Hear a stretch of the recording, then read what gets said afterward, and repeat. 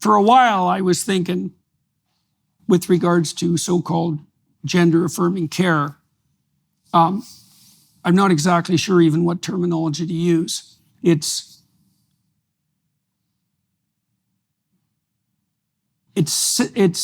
surgical mutilation, essentially. Yep. Hormonal manipulation and surgical mutilation. Yep. Okay, should you have the right to do that to yourself as an adult? Yes. I thought, sure, why not? Knock yourself out. Yep. But, I'm starting to wonder about that.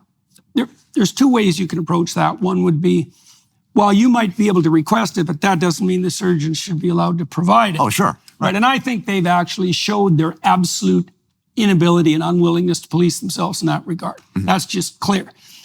And then it's also the case that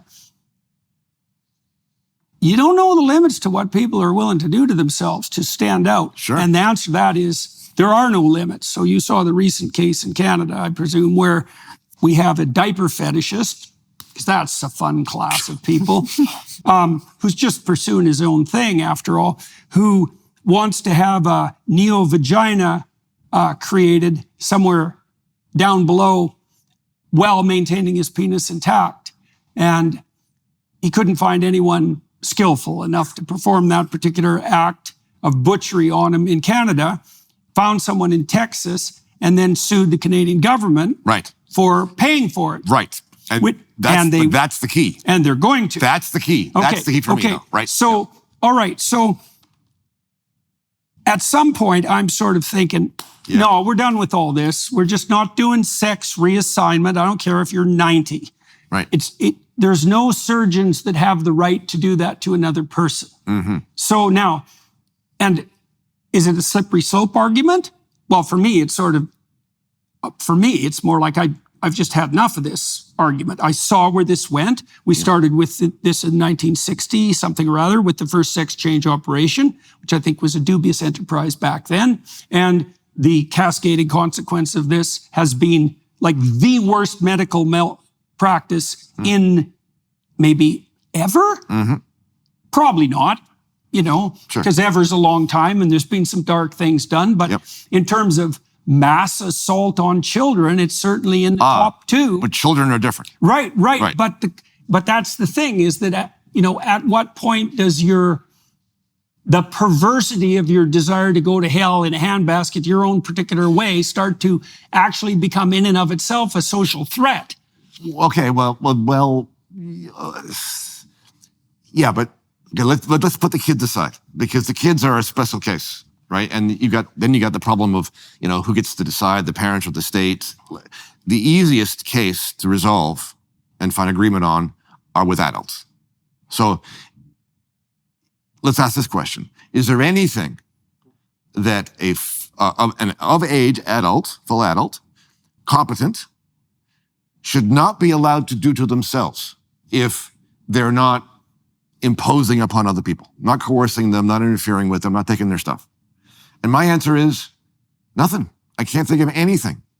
Now, that does not mean that I think the state should be involved as in running the healthcare system. I don't think they should be funding it.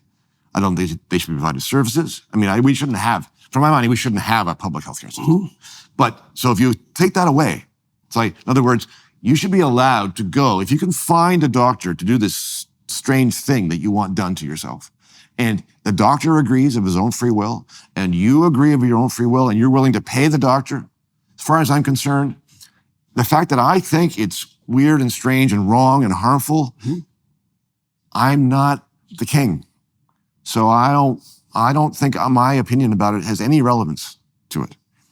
And that applies to gender surgery, it applies to assisted suicide, it applies to prostitution, it applies to drugs, it applies to anything. Because it's not my life. It's their life, and I don't want to impose there's also the danger there of deciding who's going to make the judgment. Exactly. It's not like it's a risk-free There's no prohibition that's risk-free. Right. It's just the problem I'm having with that more and more, Bruce, is that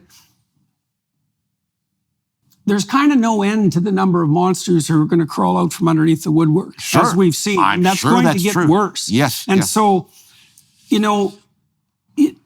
you say, if you can find a doctor who will do that, I mean, I would respond if I was making the contrary case, is that there are things that if they were actually doctors, they wouldn't do. Right. Right. And so we already saw in Canada, I think, the removal of 2 fingers. Right? That was a month ago. Could be. Right. Because the person had a form of body dysmorphia and claimed to be at suicide risk unless the fingers were removed. Right. Well, let's take an easier one then. How about assisted suicide?